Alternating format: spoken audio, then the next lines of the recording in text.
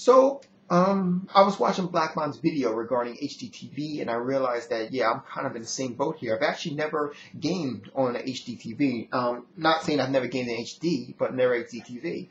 Even as an Xbox 360 user, I've always gamed on a monitor, and it's always been a monitor for as long as I can remember. So, yeah, pretty much. So, I've always used the VGA cord.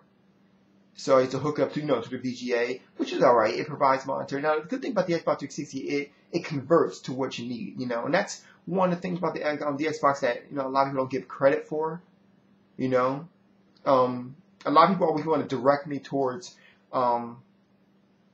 Techno Buffalo's page when converting a PlayStation 3 to Xbox 360, but the fact of the matter is that he missed a lot of stuff. There's a lot of stuff that I didn't go over with him, and he missed a lot of things that, and that's one of the things that, even though as reliable as the Xbox 360 hardware, unreliable as it is, the fact of the matter is that it's reliable enough to work with pretty much everything that you have. A lot of people don't give it credit for that, but, I'm definitely the one for that. The Wii, it is possible to play it on a monitor, just absolutely incredibly hard. I actually have, as long as you buy component cables, I think it is, I believe you can buy component cables for the Wii.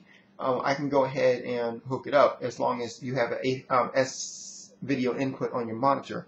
Aside from that, you can also hook up your PlayStation 3 via HDMI cords to your monitor. And if you don't have an HDMI input, you can actually use DVI or DVI to VGA converters.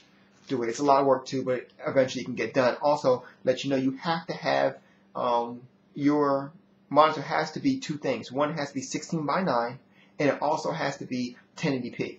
There is no getting around that. If it's not, you'll know because it won't turn on. It will not work. That's just how it is. And another thing I like about the PlayStation 3 is that you can change it up without switching any plugs. You can actually change up the video, so I can have the audio coming out one end, the video coming out the other. That's a pretty good deal. But yeah, I've actually never gamed on an HDTV. Now, is that limiting myself? No, not really. I mean, it's just I haven't. It's not the fact that I don't want to. It's just I haven't. But the TV, HDTV, and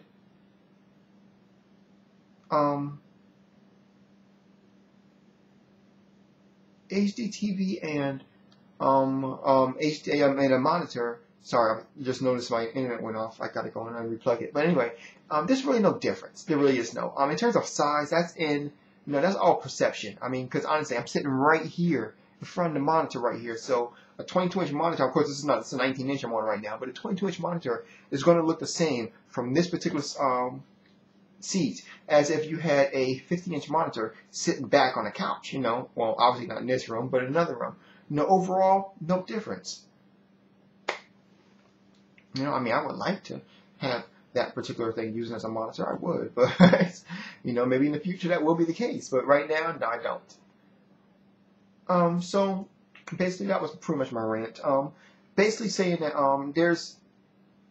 for those who are actually needing, who are looking to game on more than just that particular, if you're looking to game in HD but haven't reached the HD level yet, I always advise hooking up your monitor. If you have a 1080p monitor, which most of you, if you have like a flat screen LCD, most likely you have one.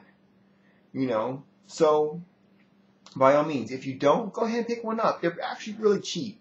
They're really, really cheap. And you can get them I advise you get them on a website though. By the way, if you have to go and pick one up, then you're probably looking in the wrong direction. But I mean, I'm just saying, go ahead and pick up a monitor. 22 inches, about $100 or $120. Not a bad price at all. If you're looking to get into HD gaming or in a personal little space there. You guys have a good night. Zeph out.